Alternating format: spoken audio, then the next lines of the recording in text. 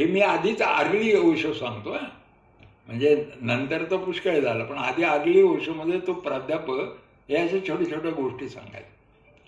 आणि म्हणले ब्रह्मचर्य, कडक ब्रह्मचर्य, स्त्रीचा स्पर्श नाही पाहिजे वगैरे.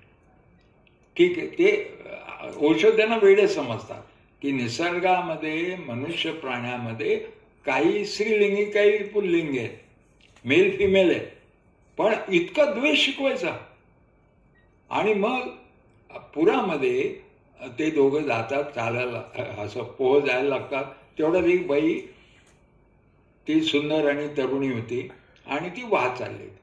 तर तो ती खांद्यावर घेतो, तो शिष्य, तरुण शिष्य असतो, आणि पलीकडं नेतो, तिला वाचवतो, ती निघून जाते.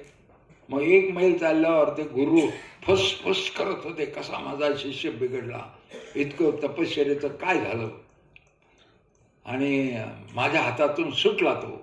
सगळ्यांना आपल्याकडे कंट्रोल करायचं असतं, धर्माच्या नावाने काय, जातीच्या नावाने काय, कुटुंब प्रमुखाच्या नावाने कंट्रोल करायचं. दुसरं नवरा म्हणून काय कंट्रोल करायचं बायको. सगळं तुम्ही मनुस्मृती वाचली तर सगळं कंट्रोलचं तत्वज्ञान आहे त्याच्यात. कसे बायकोला कंट्रोल करावे, 16 वर्षाचं अंतर पाहिजे दोघांत. का तर ती आपल्या वयाचीच असेल तर कंट्रोल करायला अडचण येईल, म्हणून लग्नात 16 वर्षाचं अंतर पाहिजे.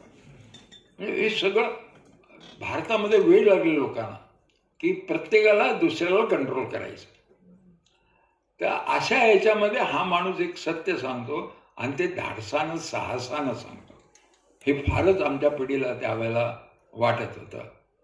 आणि मग तो गुरुची गोष्ट आहे, तो गुरु 1 किलोमीटर गेल्यानंतर तोही काही बोलत नाही शिष्य, तो आपला आरामशीर गाणं गुणगुणत असं चाललं असतं.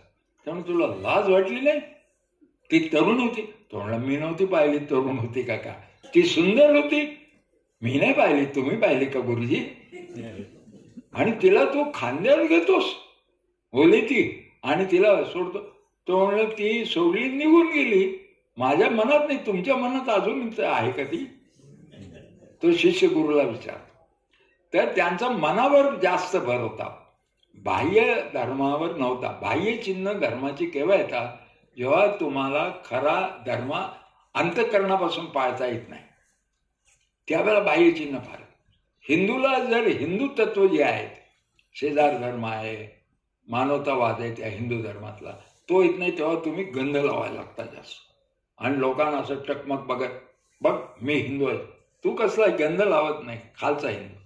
मुस्लिम असला तर त्याला जर अधर्म मनात यायला लागला तर तो म्हणतो कोणाला कळलं नाही पाहिजे, म्हणून तो पहिले दाढी वाढवतो. मी हाजला जाऊन आलो, दाढी वाढवणार, नंतर थोरल्या भावाचा शर्ट घालायला लागतो, धाकट्या भावाचा पायजामा, धाकट्या भावाचा पायजामा आणि थोरल्या भावाचा अंगरखा घातला की तो आरबासारखा वाटतो. अशी धर्माची बाह्य चिन्ह मिरवायची जास्त. आणि बाकीच्यांना सांगायचं हा तुम्ही कसले धर्म पाळता, मी खरा. हा बाह्य चिन्हावर भर आहे. आणि हा ओशोंचं हे दाखवण्यावरती जास्त होतो, डोंगावर राग होता त्यांचा. आणि अशा याने भयंकर आम्ही त्यांच्याला म्हणजे वेळच झालो होतो त्यावेळेला ऐकायचो. मग आमची मैत्री झाली, कारण सभेच्या नंतर भेटायचो, मग नावं बिवं एकमेकांना. आणि आम्ही 67 साली युक्रांत काढलं, युवक क्रांती दल, आणि त्यांनी पण युवक क्रांती दल काढलं ओशोंनी. तर मी त्यांना म्हणालो अहो आम्ही आता काढलं ना, तुम्ही कसं काय युवक क्रांती दल काढलं? का म्हणजे इतकं सुंदर नाव आहे युवक क्रांती दल. तर मला आवडलं, तू काय पेटंट केलंयस का, रजिस्टर? म्हणलं नाही. मग तुझंही राहू दे, माझंही राहू दे. म्हणजे आमचं दोघांचं युवक क्रांती दल होतं. हे सगळं झालं. मग पुढे आम्ही फारकत केव्हा घेतली, त्यांची भाषणं वगैरे ऐकतो, म्हणजे ऑडिओ क्लिप असतील किंवा पुस्तक असतील ती वाचायचो. ते म्हणाले एकदा भाषणात की एक महात्मा बनवायला 100 मूर्ख माणसं लागतात. कुठलाही कोणालाही महात्मा बनवायचं असेल, अंधभक्त बनवायचं असेल तर म्हणजे मूर्ख माणसं भोवती लागतात 100. तर पटलं आम्हाला की कुठल्याही मोठ्या माणसाच्या आधी चमचे येतात. खेडेगावातून आम्ही आलेलो, आम्ही पाहिलं की ही पालखी देवाची चालली आहे, हे माहिती आहे सगळ्यांना. आज आपल्या गावात पालखी आहे, तरी पण ती पालखी आहे आणि त्यात बसलेला देव फार मोठा आहे हे दाखवण्याकरता पुढे घंटा वाजवतात, चौऱ्या ढालतात, धडाड धूम ढोल वाजवतात. आपल्याकडे गणपती किती पवित्र आहे दाखवायला लोकांचे कान नष्ट करतात. म्हणजे पुणेकरांची जी आजपर्यंतची ओळख होती ती आता या गणपती उत्सवापासून बदलली. पुणेकर म्हणजे ढोल वाजवणारा किंवा महिला ढोल वाजवणारा आणि पुरुष ताशा वाजवणार. म्हणजे पुणेकर इतके ताशेवाले कुठून आले पुण्यात अचानक. तर ते नंतर कळतं वर्गणी पण नाही गोळा केली, लोक वर्गणी, तर कुठल्या तरी पक्षाने त्यांना फायनान्स केलं. म्हणजे इलेक्शनला खर्च करायचं तो आताच करून टाकू.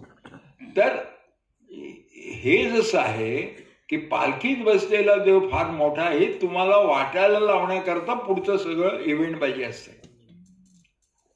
तसंच 100 लोक जर तुम्हाला पागल मिळाले, पागल व्हायला तयार असले, काही पण सांगितलं तरी जय जय जय म्हणणारे असले, तर एक महात्मा तयार करतायत किंवा एक भगवान तयार करतायत.